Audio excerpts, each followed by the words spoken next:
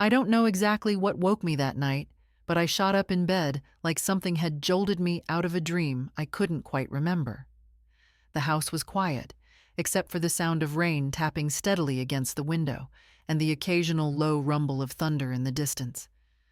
My nightshirt was clinging to my back, damp with sweat, though the room itself felt cold. I sat there for a moment, trying to catch my breath, my heart pounding in a way that made no sense. Nothing seemed out of place, yet there was this weight sitting heavy on my chest, like something was off, though I couldn't explain what. At the foot of the bed, Max had stirred too. His ears were perked up, his eyes locked on the door leading to the living room, his body tense, tail still. Normally, Max is the calmest, easiest dog. Nothing phases him, but now he stood alert, like he was waiting for something or someone. I leaned down and whispered, "What's wrong, buddy?" But even my voice felt small in the stillness of the night. Max let out a soft bark, low and serious, not playful like usual, then padded toward the door without taking his eyes off it. That feeling in my chest wouldn't ease up, and I felt a chill creep through me as I swung my legs over the side of the bed. The hardwood floor was cold against my feet, the sound of the wind outside rattling faintly through the window panes. I stood up slowly, pulling my cardigan tight around me like it might somehow keep the unease away. Max stood by the door, waiting, like he expected me to follow. So I did. Each step across the darkened house felt heavier than the last, like I was walking straight into something I couldn't quite name. When I reached the living room, I paused, my hand hovering over the doorknob for a second, not sure why I felt so on edge. Finally, I took a deep breath and pushed the door open. That's when I saw him. Leo. Standing there in the dim light, soaked to the bone, his clothes sticking to him from the rain still pouring outside. His shoulders were slumped like he was carrying the weight of the whole world, and his eyes, those usually bright, laughing eyes, looked shadowed, distant, filled with something I'd never seen in him before. For a second, neither of us said anything. The thunder cracked again, the flash of lightning slicing through the darkness outside, but all I could focus on was the way Leo was staring at me, like he wasn't sure whether to speak or just turn around and leave. Max padded over to him immediately, circling his legs, tail wagging faintly but still stiff, like even he knew something was different tonight. I felt my throat tighten as I stood frozen in place, not sure what to say or do. "Leo?" I finally managed to get out, my voice sounding way smaller than I intended. "What are you doing here? It's pouring out." I tried to keep my tone light, casual, but my heart was racing, and the way he was looking at me made it impossible to pretend everything was normal. He didn't answer right away. Instead, he stepped further inside, leaving a trail of water behind him, his shoes squeaking faintly against the floor. His eyes never left mine. "I had to come," he said, his voice rough like it might break if he spoke too loud. "I couldn't keep quiet anymore. I've been holding this in for too long, and if I didn't tell you now, I don't think I'd ever get the chance." He sank down into the chair, like his legs couldn't hold him up any longer, running a hand through his wet hair, water dripping down his face. I stood there, clutching my cardigan tightly around me, feeling like the floor had shifted beneath me. I had known Leo forever, or at least it felt that way. He was the one constant in my life, the person who always showed up, always had a smile or a joke ready, always felt like home. But tonight, he looked nothing like the easygoing, light-hearted guy I knew. I wanted to ask him what he meant, why he looked so shaken, but before I could form the words, he spoke again, fast, like the words had been bottled up inside him, and now they were spilling out whether I was ready or not. "Clara, I can't pretend anymore. I can't keep acting like what we have is just friendship. It's not. At least not for me. I've been in love with you for a long time." The way he said it, raw and unguarded, made my breath catch. My mind scrambled to make sense of it, to find the right thing to say, but all I could do was stand there, rooted to the spot. Max hopped up onto the couch between us, as if trying to fill the heavy silence, resting his head on the armrest, his big eyes flicking between me and Leo. I wanted to say something, anything to ease the tension, but my mouth felt dry, the words tangled somewhere deep inside. "Leo, I started, my voice trembling, but he shook his head, cutting me off gently. "You don't have to say anything right now," he said, his eyes steady, but filled with something that almost looked like resignation. "I just needed you to know, before it's too late, before I go on pretending like I'm fine when I'm not." I felt my heart pounding in my ears, his confession hanging heavy in the air between us. Outside, the rain lashed harder against the windows, but inside, it felt like time itself had paused, leaving only the sound of Max's soft breathing and the weight of everything Leo had just said. I sank down into the chair across from him, my hands clenched tightly in my lap. I couldn't look at him directly, afraid of what he'd see in my face. Fear, confusion, maybe something else I wasn't ready to admit. "I don't know what to say," I finally whispered, my voice barely louder than the storm outside.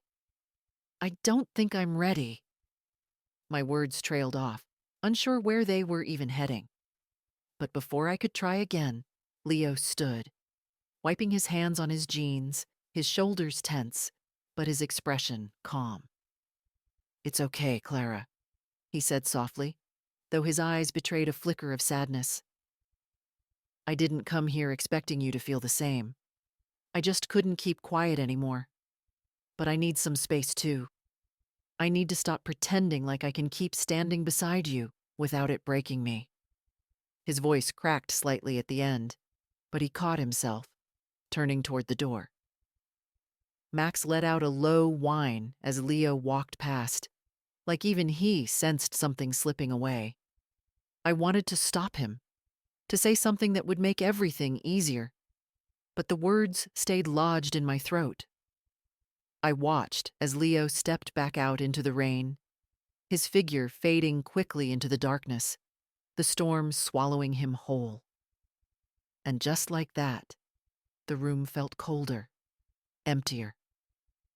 I sat there for a long time after, the sound of the rain and thunder fading into the background, my hand resting on Max's head as he curled up beside me. I didn't know what to feel. All I knew was that nothing felt the same anymore, and a question I wasn't ready to answer kept circling in my mind. After tonight, would anything between us ever be the same again? I don't think I've ever seen Leo like that before. I've known him for so long, longer than almost anyone else in my life, and in all that time, he's always been the one who had it together. He's the person who could find something to laugh about even on the worst days, who never seemed weighed down by much. Sure, I've seen him frustrated, annoyed, even upset, but not like that night. That night, when he stood in my living room, soaking wet, eyes dark and serious, I felt like I was seeing someone entirely different, someone stripped bare, someone who couldn't hold himself together any longer. And if I'm being honest, I didn't know how to handle it. I stood there like a fool, wrapped in my cardigan, heart pounding, watching him fall apart in front of me. The way he spoke, his voice rough, like each word cost him something. It wasn't like him. Normally, Leo's words are easy, light, never too heavy. But that night, it felt like he had been carrying something for so long, and finally, the weight just became too much. I don't think he even meant to show up at my door in the middle of a storm, but something must have snapped. He couldn't keep it all in anymore, And somehow, it was me he came to. And then he said it. The thing I didn't see coming, not really, even though maybe somewhere deep down I should have. He looked me right in the eye, his face pale, his jaw tense, and said, "Clara, I can't pretend anymore. I've been in love with you for a long time." My stomach flipped, my breath caught, and for a moment it felt like everything in the room shrank down to just those words. They echoed, clear and sharp, louder than the rain pounding outside or the thunder rolling overhead. I couldn't even process them at first. I'd spent so many years thinking of Leo as the person who'd always be there, the steady friend, the guy who shows up with coffee when I'm having a bad day, who makes dumb jokes just to see me smile. I never once thought about what it might mean if he wanted something more. Or maybe I did and shoved it down because it felt too dangerous to examine. And now there it was, out in the open, and I didn't have the slightest idea how to respond.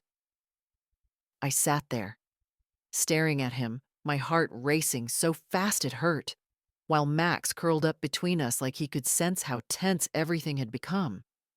Leo didn't push me for a response. He just sat, shoulders heavy, like all the effort had gone into getting those words out.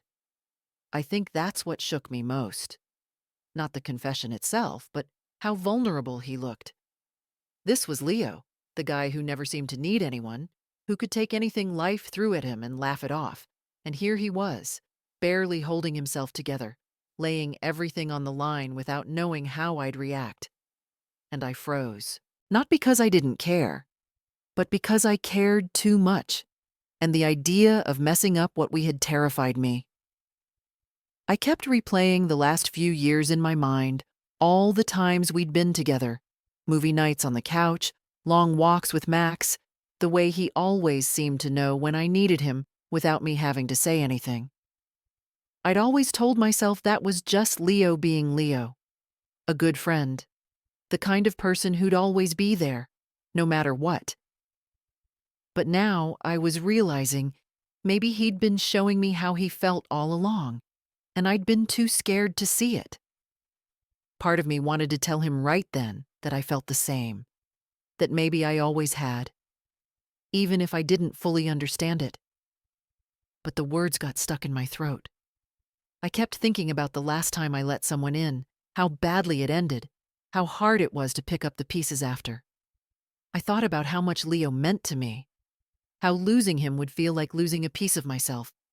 So instead of answering, I just sat there, my hands clenched tightly together, my mouth dry, my heart racing.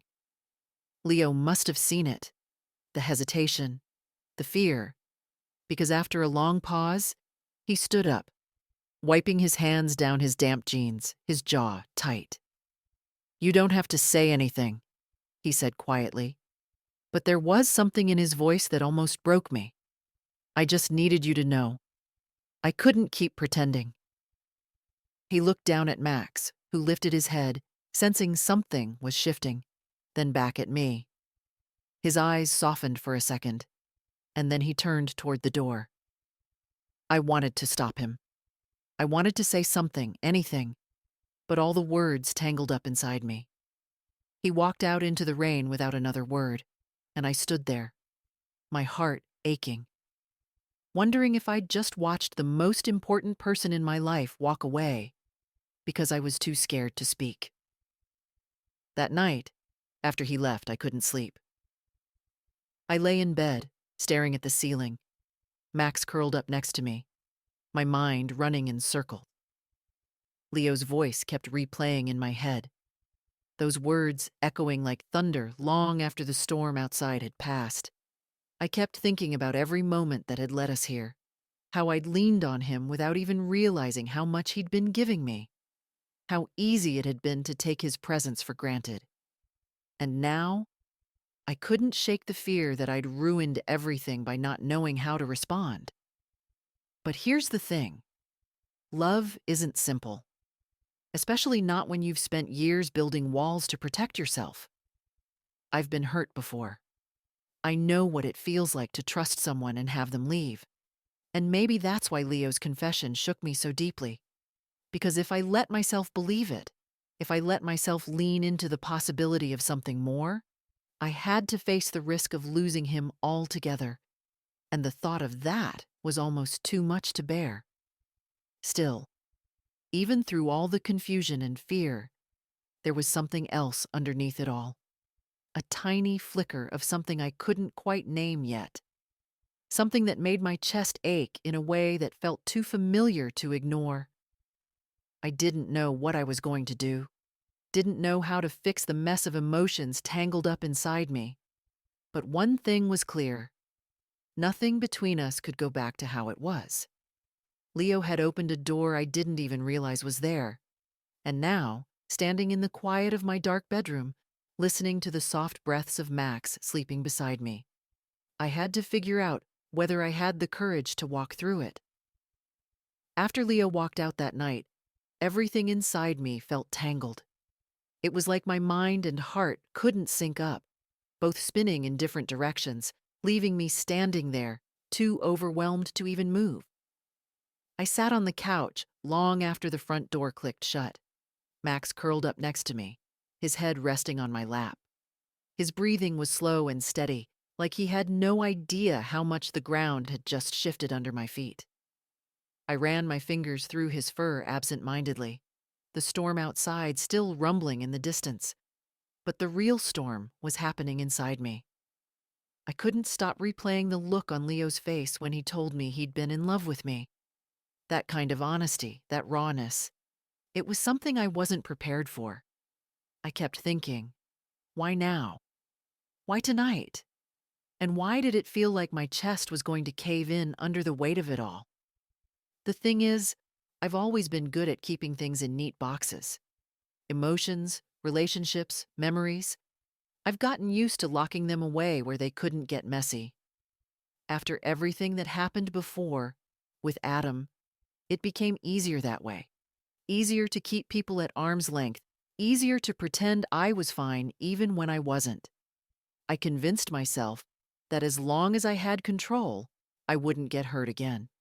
And Leo, well, Leo was the one person I never had to worry about. He fit perfectly in that safe box labeled friendship. He was always there, steady and predictable, never asking for more, never complicating things. I leaned on him without even realizing it half the time. I trusted him without question. He was the only person who'd never let me down. And now, with one sentence, he'd torn that neat little box wide open, and I had no idea what to do with all the feelings spilling out. I sat there that night, thinking back to how things used to be before Adam came along. I was younger then, a little more naive, a little too eager to throw myself into love like it was the only thing that mattered. When I met Adam, I thought he was it, the person I'd build my whole life around. I trusted him so fully, gave him everything I had without hesitation.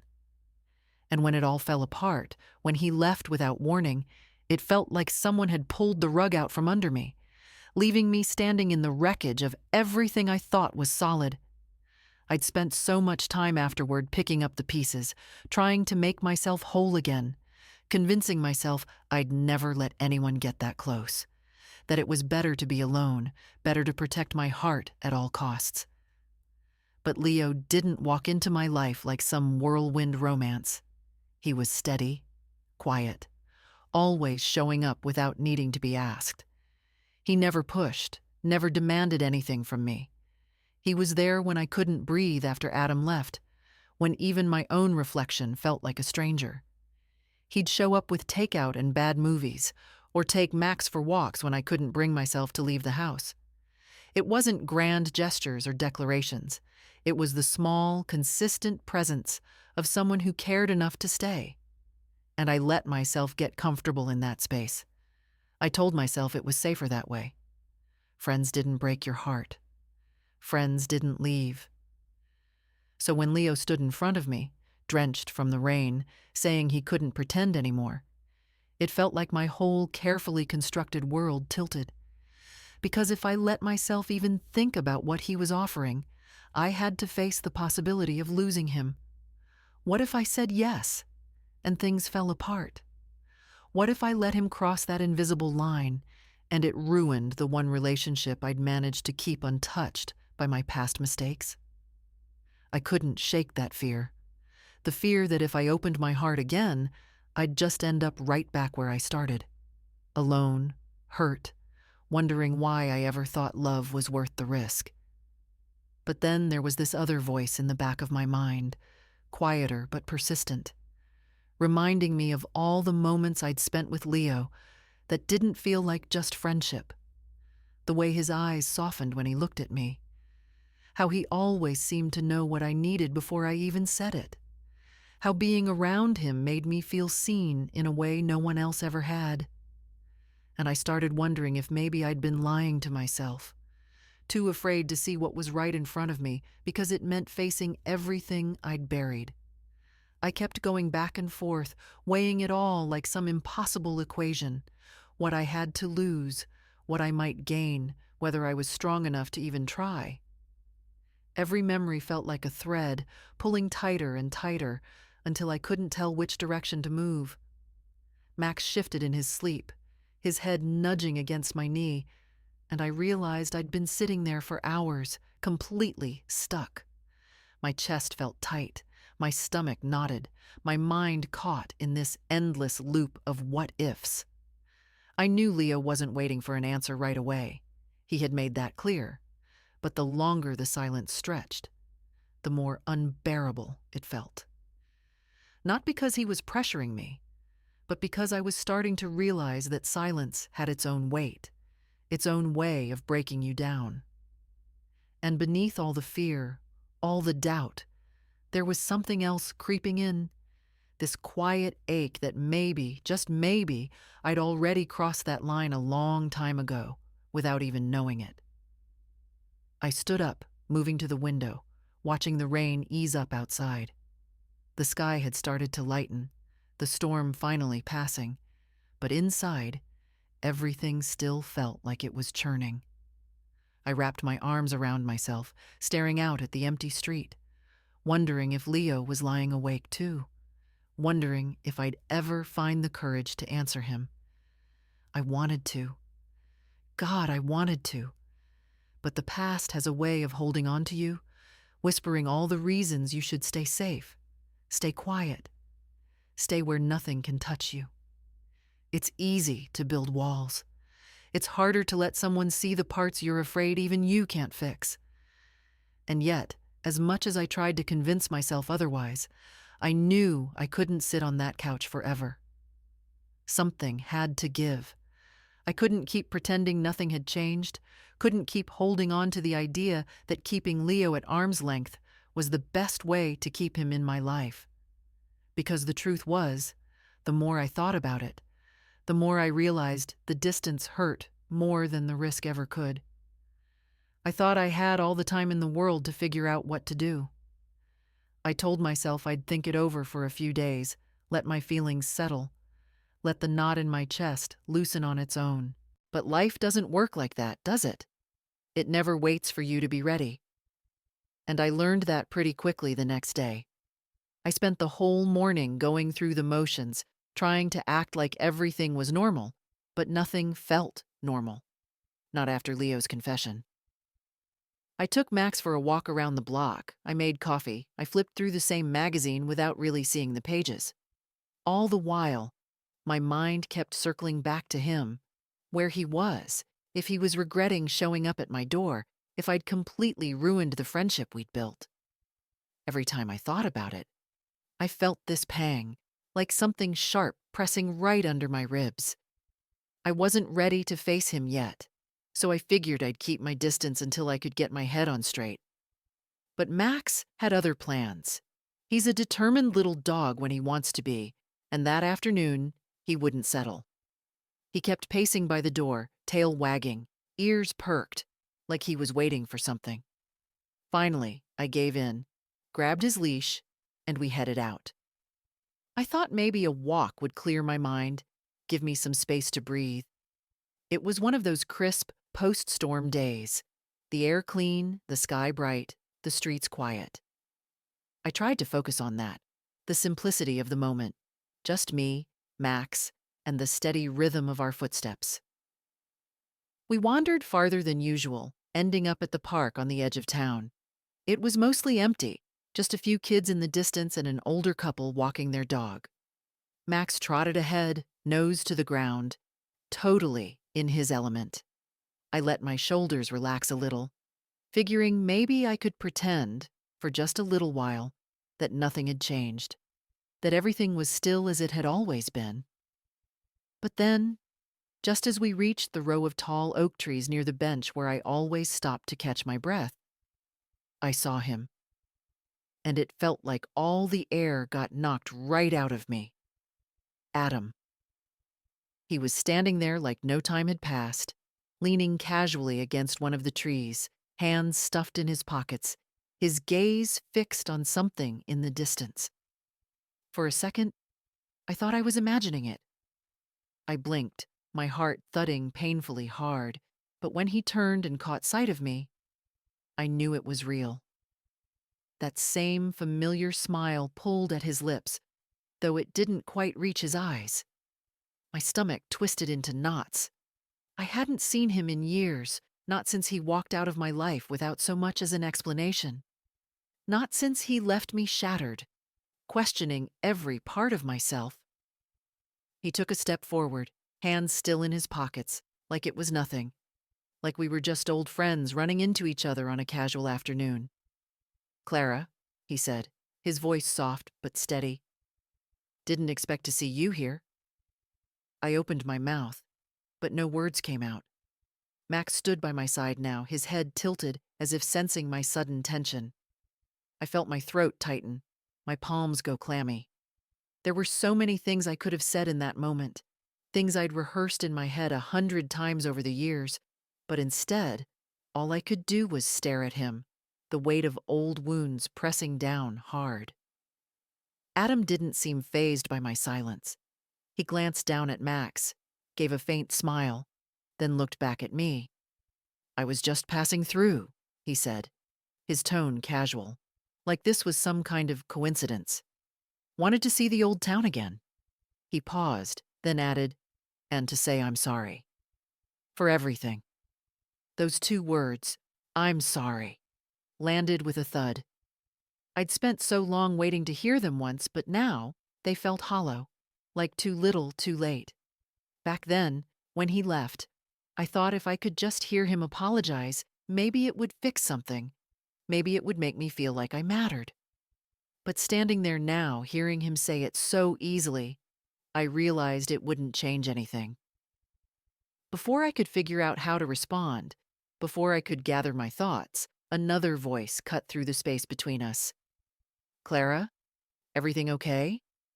I turned to see Leo walking toward us, his expression unreadable, but his eyes sharp, locked directly on Adam.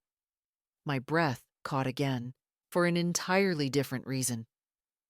Leo had Max's spare leash in his hand, his posture tense but calm, the way he always gets when he's trying to stay collected. He came to stand beside me, not saying much, just offering this quiet, steady presence, the kind that immediately grounded me. I realized in that second that I hadn't even noticed how much I'd needed him to be there until he showed up.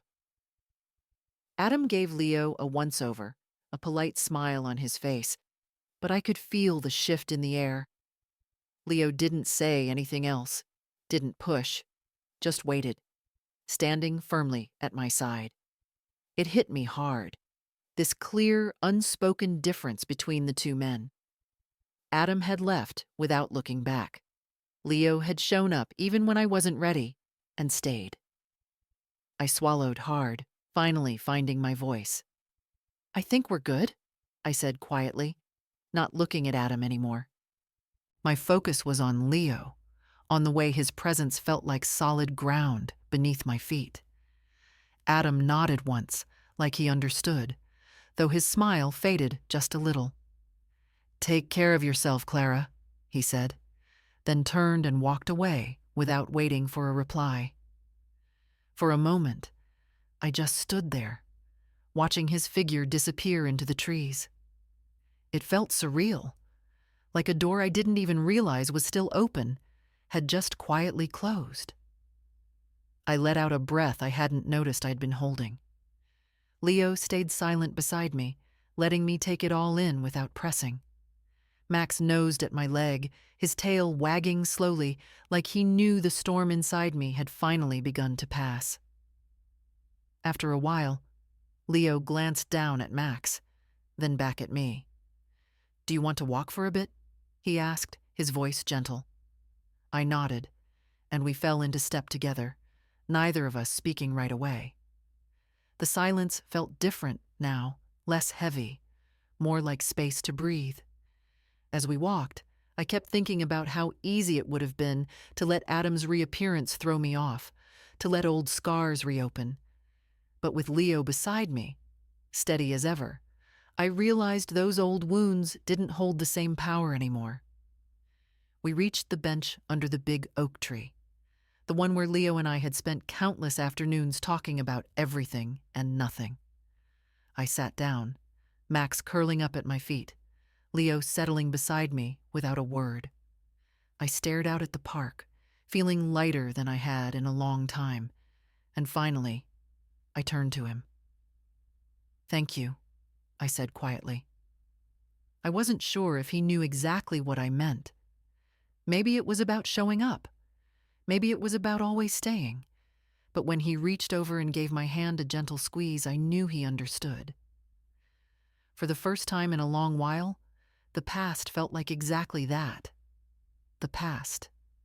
And right there, sitting beside Leo, with Max content at my feet and the sky clear above us, I felt like maybe I was finally ready to stop running from it. I don't know how long we sat there on that park bench, Leo beside me, Max resting at our feet like he didn't have a care in the world. The afternoon light filtered softly through the trees, casting shadows across the ground, and the sounds of the town felt far away, like they couldn't touch us. For a while, neither of us said anything, and that silence between us wasn't heavy, not like it had been before. It felt like a pause, a space where something important had shifted but hadn't quite settled yet. I kept staring out at the path ahead, watching Max's ears twitch every time a bird chirped or a breeze stirred the leaves. I could feel Leo's presence beside me, steady and patient, like he wasn't going anywhere. That's what finally made the tension in my chest ease. It wasn't anything he said. It was the simple fact that he was still there, even after everything. I kept turning the last 24 hours over in my mind.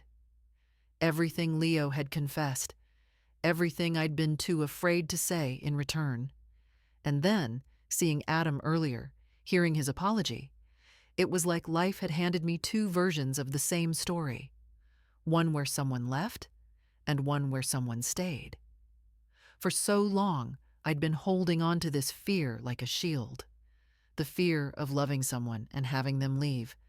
The fear of letting someone see every messy, broken part of me and realizing it wasn't enough.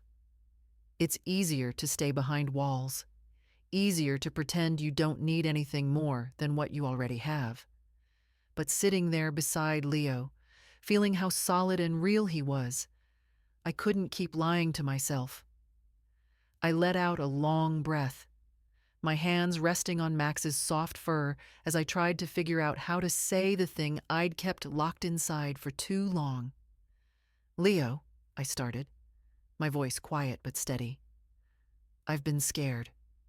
He turned slightly, his gaze shifting to me, but he didn't interrupt. He waited, like he always did, giving me room to find my words. "I've been scared of ruining everything, scared of messing up what we have, and mostly, scared of losing you." My throat tightened as I said it out loud, but I kept going, because once the words started, they felt like they'd been waiting years to get out. "When you told me how you felt, I didn't know what to do with it. I couldn't stop thinking about all the ways it could go wrong. about how I've already lost people before and how it nearly broke me. I swallowed hard, my fingers fidgeting with the edge of my sleeve. But then today, when I saw Adam, when I heard him say sorry like it was nothing, it made me realize something.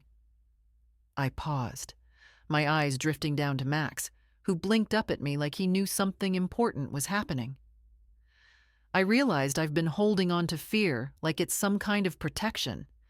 Like if I stay afraid, stay guarded, I won't get hurt again. But all it's really done is keep me stuck. It's kept me from seeing what's right in front of me.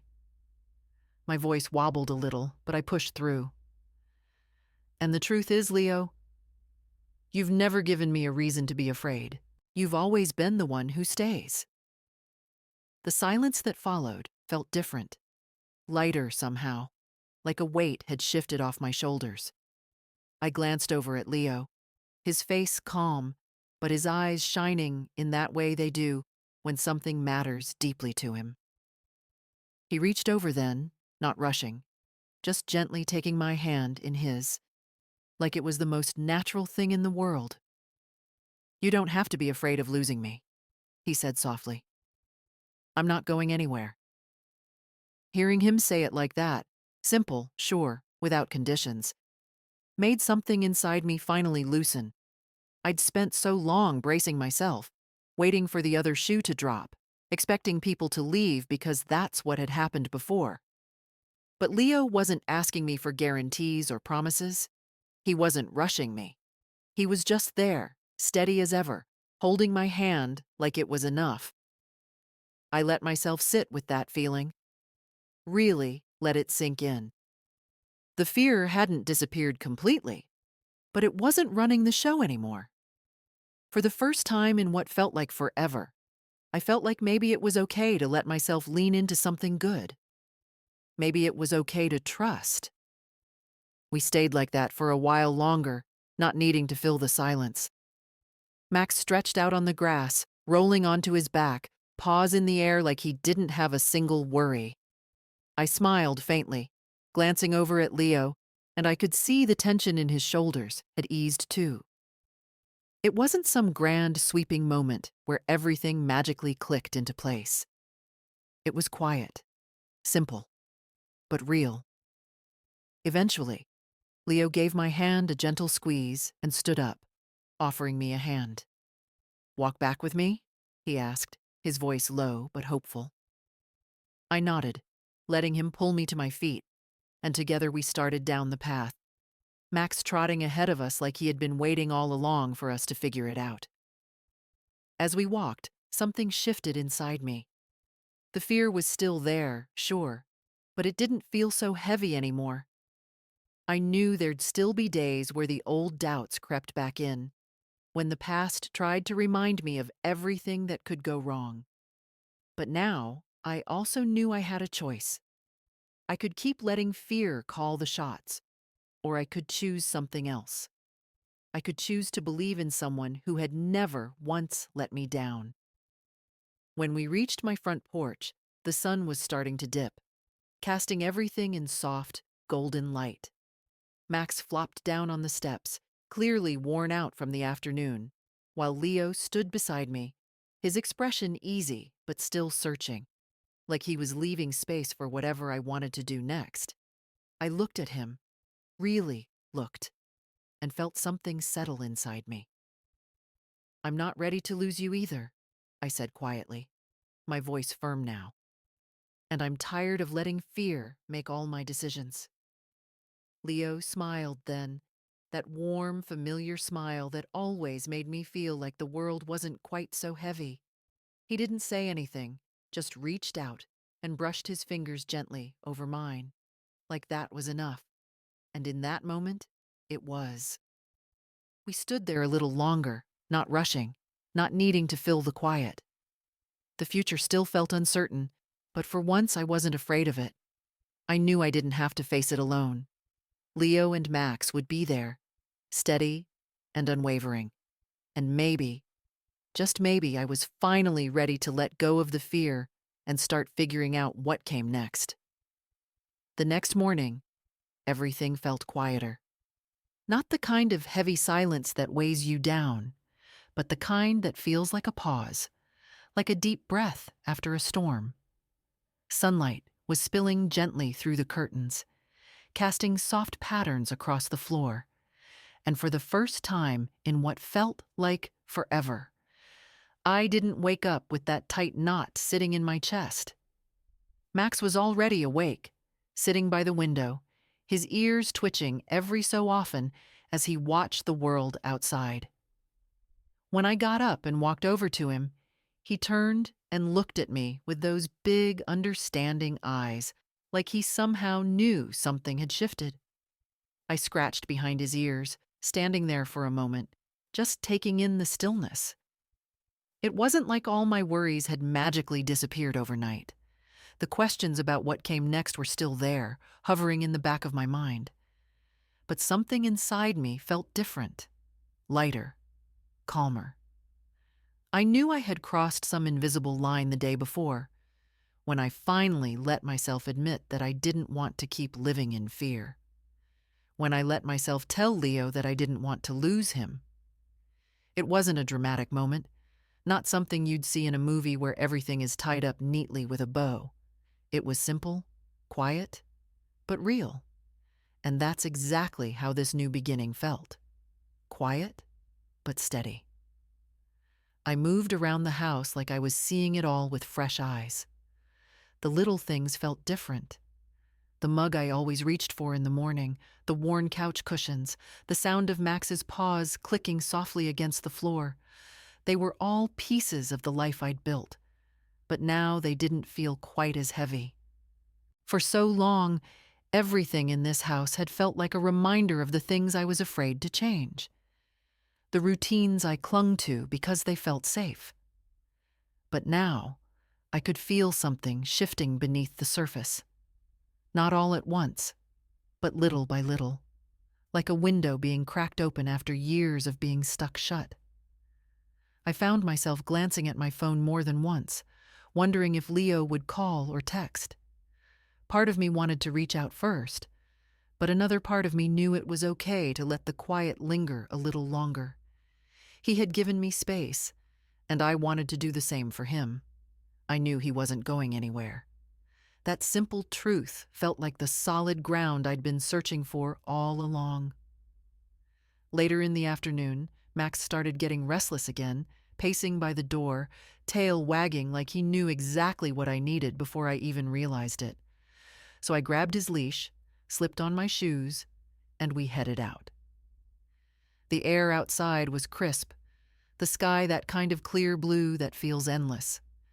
We walked the familiar path through town, Max trotting ahead, stopping every now and then to sniff at something, as if he had all the time in the world. I let myself fall into step with him, not rushing, not thinking too hard. It felt good to move, to be outside, to feel the sun warming my face.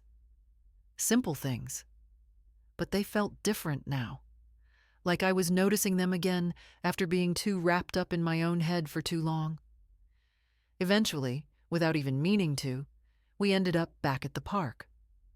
The same bench under the oak tree where Leo and I had sat the day before.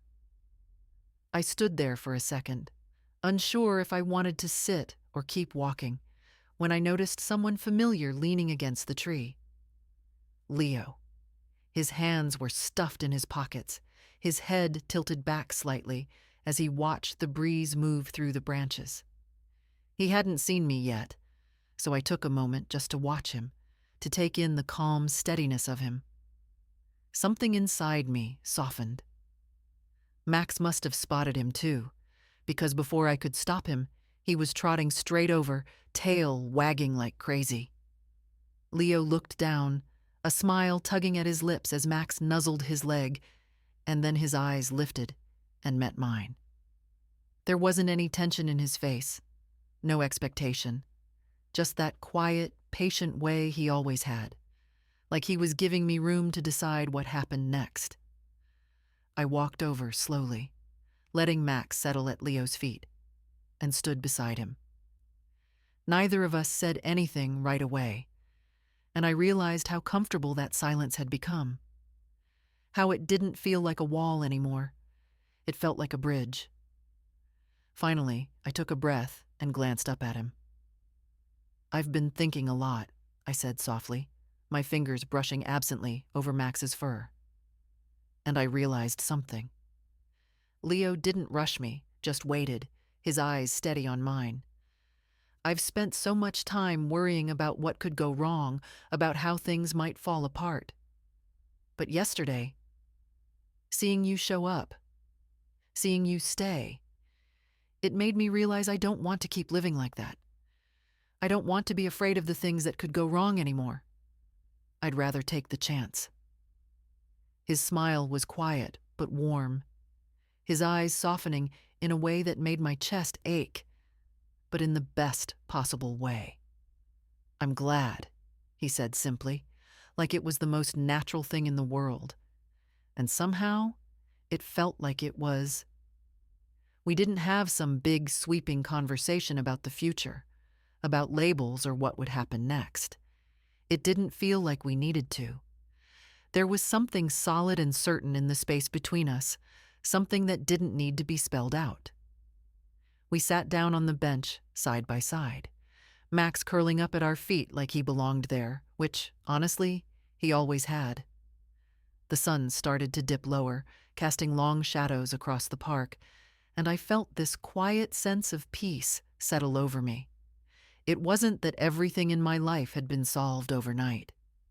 There were still things I'd have to figure out. Parts of myself I was still untangling.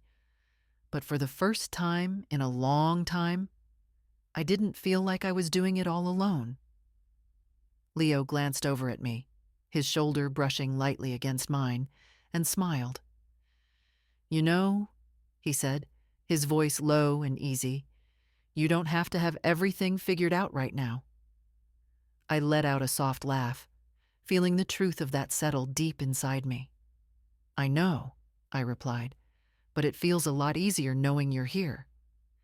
And that was it.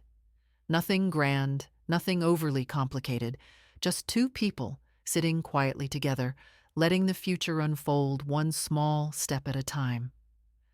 Max sighed contentedly at our feet, his tail thumping lazily against the ground, and I realized that this simple, steady moment was exactly the kind of beginning I needed.